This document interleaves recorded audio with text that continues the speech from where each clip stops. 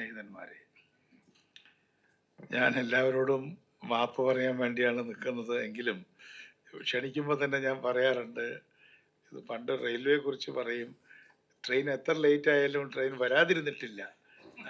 ഒരു ദിവസമൊക്കെ ലേറ്റ് ആവും, പക്ഷേ ചില ട്രെയിനുകൾ കൃത്യസമയത്ത് വരും, പക്ഷെ തലേ ദിവസത്തെ ആയിരിക്കുന്നു മാത്രമേ ഉള്ളൂ. ഇപ്പോൾ അങ്ങനെയൊന്നും ട്രെയിൻ ലേറ്റ് ആവുന്നില്ല. പക്ഷെ ഞങ്ങൾ വലിയ ഭാരിച്ച പണികളുണ്ടായിട്ടല്ല. ഇന്നിപ്പോൾ എഞ്ചിനീയറിംഗ് കോളേജിൻ്റെ ഗവർണിംഗ് ബോഡിയായിരുന്നു ശ്രീ ചിത്ര എഞ്ചിനീയറിംഗ് കോളേജിൻ്റെ. അപ്പോൾ അവിടെ നിന്ന് നമുക്ക് ഇറങ്ങി ഓടാൻ പറ്റില്ല, ഓരോരോ അജണ്ടകൾ പോകുമ്പോൾ. 5:30 എന്നുള്ളത് 6:30 കഴിഞ്ഞു, ക്ഷമിക്കണം.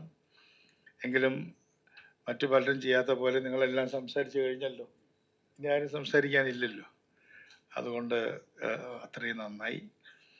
അപ്പോൾ ഒരിക്കൽ കൂടി എല്ലാവരെയും ഞാൻ അഭിവാദനം ചെയ്യുന്നു.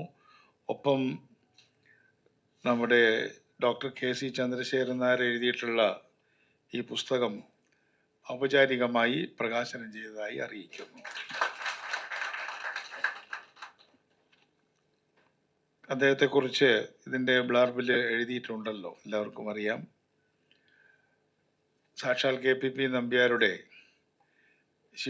ശിഷ്യൻ എന്ന് തന്നെ പറയാവുന്ന പ്രമുഖ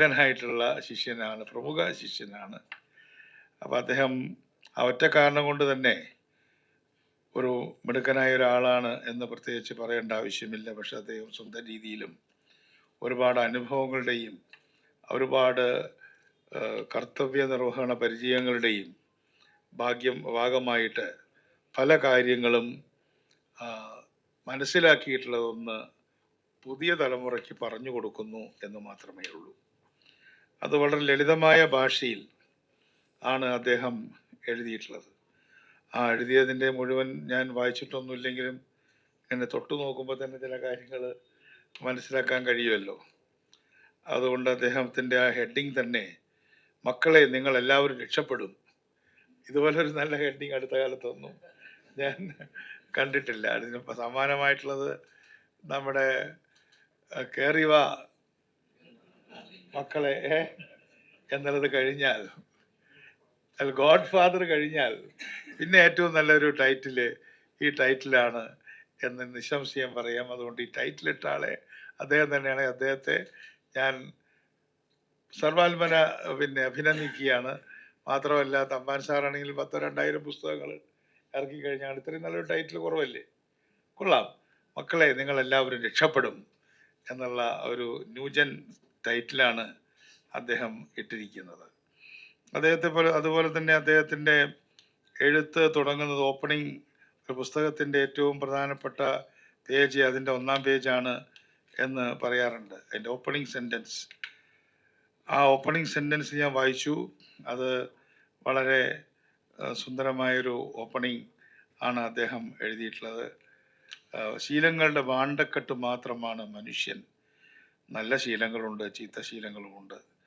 അപ്പോൾ മടി, അലസത, അറിവില്ലായ്മ, പേടി, അതാണ് അധ്യായം 1-ൻ്റെ ഹെഡിങ്. അല്ല വലിയ വലിയ കാര്യങ്ങളൊന്നുമല്ല, വളരെ സിമ്പിളായിട്ടുള്ള കാര്യങ്ങളാണ്.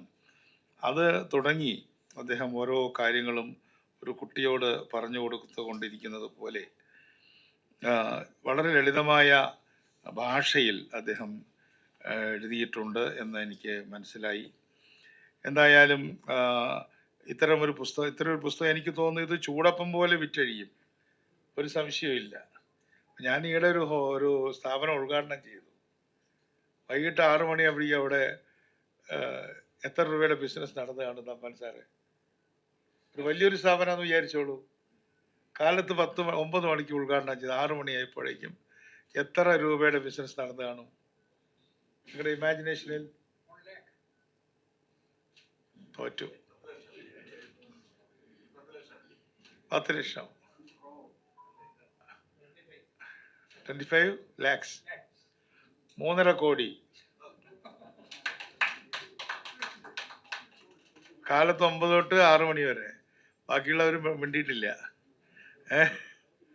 അപ്പൊ എന്താ പറയുക, ഇതാണ് നമ്മുടെ സ്കെയില്. നമ്മുടെ തിരുവനന്തപുരം കരമനയിൽ നടന്ന കാര്യമാണ് പറയുന്നത്. മനസ്സിലായല്ലോ സ്ഥലം, ഓക്സിജൻ. അപ്പൊ അതുകൊണ്ട് ഹ്യൂജ് സെയിൽസ് ആണ് ഇപ്പോൾ. അതുകൊണ്ട് ഇപ്പൊ ഈ പുസ്തകവും ഒരു സംശയമില്ല, ഈ ഹെഡിങ് ഉള്ളത് കൊണ്ട് നല്ല സെയിൽസ് ഉണ്ടാവും, ഒരു സംശയമില്ല. അപ്പം അതുകൊണ്ട് അത് നല്ലൊരു പുസ്തക എഴുത്തുകാരനെ സംബന്ധിച്ചിടത്തോളം അതിൻ്റെ സെയിൽസ് ഒരു പ്രധാനപ്പെട്ട കാര്യമാണല്ലോ. ഞാൻ അതിൻ്റെ കണ്ടന്റിലേക്കൊന്നും കടക്കുന്നില്ല എങ്കിൽ പോലും ഇപ്പം സംരംഭം എന്ന് പറയുന്നത് ഉദ്യോഗം എന്ന് നമ്മൾ 60കളിലും 70കളിലും പറഞ്ഞതിൻ്റെ ഒരു പുതിയ കാര്യമാണ്. പണ്ട് എന്ത് ജോലി കിട്ടി എന്നാണ് ആളുകൾ ചോദിക്കുക. അപ്പോൾ 70കളിലൊക്കെ നമ്മൾ സിനിമയിലും ഒക്കെ ഇപ്പോഴും, ഇപ്പോൾ സിനിമയിൽ മാത്രമേ കാണാൻ പറ്റൂ, ഒരു കുട്ടി ഇങ്ങനെ നടന്നു വരുമ്പോൾ പോസ്റ്റ്മാൻ വന്ന് ആ കുട്ടിക്ക് ഒരു അപ്പോയിൻമെൻറ്റ് ഓർഡർ കൊടുക്കുന്ന രംഗമൊക്കെ നമുക്കൊക്കെ പണ്ട് നമ്മൾ കണ്ടിട്ടുണ്ടല്ലോ. അപ്പോൾ ഒരു അപ്പോയിൻമെൻറ്റ് ഓർഡർ അല്ലെങ്കിൽ ഒരു അപ്പോയിൻമെൻറ്റ് അല്ലെങ്കിൽ ഒരു ഉദ്യോഗം എന്നുള്ളത് ജീവിതത്തിലെ ഏറ്റവും വലിയൊരു സംഭവമാണ്. അത് നമ്മുടെ സിനിമകൾ എടുത്ത് നോക്കിക്കഴിഞ്ഞാൽ ആ തൊഴിലില്ലാത്തവരുടെ കഥകൾ, ഇപ്പം നാടോടിക്കാറ്റ് തന്നെ തൊഴിലില്ലാത്ത 2 യുവാക്കളുടെ 80ലെ കഥയാണ്. അപ്പോൾ നാടോടിക്കാറ്റ് ഏറ്റവും നല്ലൊരു കാര്യമാണ്. അതിനിടയിൽ അവർ പശുവിനെ വാങ്ങിക്കുന്നൊക്കെ ഉണ്ട്, ഒരു സംരംഭമൊക്കെ തുടങ്ങുന്നുണ്ട്. അപ്പോൾ അതൊക്കെ വളരെ നമുക്ക് തമാശയായിട്ട് തോന്നുമെങ്കിലും അതുപോലെ ഞാൻ സിനിമകളിൽ മാത്രം നിൽക്കുകയാണ്. ഇപ്പോൾ വരവേൽപ്പ് എന്നുള്ള സിനിമയെക്കുറിച്ച് ഇന്ത്യയുടെ പ്രധാനമന്ത്രിയായിരുന്ന വാജ്പേയി അന്ന് AK ആൻ്റണി നടത്തിയ ജിമ്മിൽ അദ്ദേഹം ഈ വരവേൽപ്പിൻ്റെ കഥയാണ് പറഞ്ഞത്. അത്തരത്തിൽ നമ്മുടെ ഓരോ സംരംഭങ്ങളും എങ്ങനെയൊക്കെയാണ് തകർന്നത്, എങ്ങനെയൊക്കെയാണത് നടക്കാതിരുന്നത് എന്നുള്ളതായിരുന്നു ഒരു കാലത്ത് നമ്മൾ ചർച്ച ചെയ്തിരുന്നത്. അപ്പോൾ ഒരു ജോലി കിട്ടുന്നതാണ് ഈ സംരംഭമൊക്കെ തുടങ്ങുന്നേക്കാളും നല്ലത്. ഒരു ജോബായിരുന്നു നമ്മുടെ കേരളത്തിൻ്റെ ഏറ്റവും വലിയ ഒരു ഒരു ജീവിത ലക്ഷ്യം തന്നെ അതായിരുന്നു. സമയമുണ്ടെങ്കിൽ ഞാൻ 5 മിനിറ്റ് തമാശ പറയാം. ഒരിക്കൽ നെഹ്റു ഒക്കെ ആദ്യഘട്ടത്തിലൊക്കെ, നെഹ്റു എല്ലാ കാലത്തും അങ്ങനെ ആയിരുന്നു, വലിയ സെക്യൂരിറ്റി ഒന്നും ഇന്നത്തെ പോലെ വലിയ പ്രശ്നങ്ങളൊന്നുമില്ല.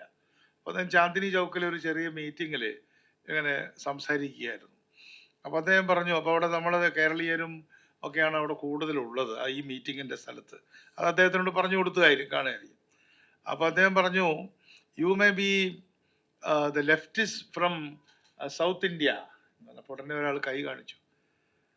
അപ്പോൾ നെഹ്റു അതിന് വഴങ്ങാണ്. അദ്ദേഹം പറഞ്ഞു, ആ ഓഡിയൻസ് എന്നുള്ള ആൾ പറഞ്ഞു, we are neither leftist or rightist, we are the typist from South India. അതുകൊണ്ട് ഒരു ടൈപ്പിസ്റ്റ് ആവുക എന്ന് പറഞ്ഞാൽ അത് തന്നെ വലിയൊരു കാര്യമാണ്. അതിൻ്റെ കൂടെ സ്റ്റെനോഗ്രാഫർ ആവുക എന്ന് പറഞ്ഞാൽ കുറച്ചും കൂടെ വലുതായി. ഷോർട്ട് ഹാൻഡും കൂടെ അറിയാന്ന് പറഞ്ഞാൽ, സ്റ്റെനോ ആവണമെങ്കിൽ ഷോർട്ട് ഹാൻഡ് അറിയണമല്ലോ. അപ്പോൾ ഷോർട്ട് ഹാൻഡ് ടൈപ്പിസ്റ്റ് എന്ന് പറഞ്ഞാൽ വലിയ ആളായി.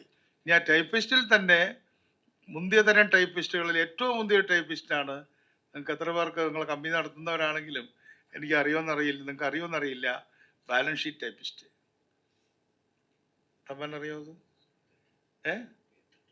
ബാലൻസ് ഷീറ്റ് ടൈപ്പിസ്റ്റിനെ അന്വേഷിച്ച് മാർച്ച് മാസത്തിൽ ആൾക്കാർ ഓടി നടക്കുകയാണ് ചെയ്യുക. കാരണം ബാലൻസ് ഷീറ്റിൽ വെട്ടും തിരുത്തും പാടില്ല, വൈറ്റ് മാർക്ക് ചെയ്യാൻ പാടില്ല.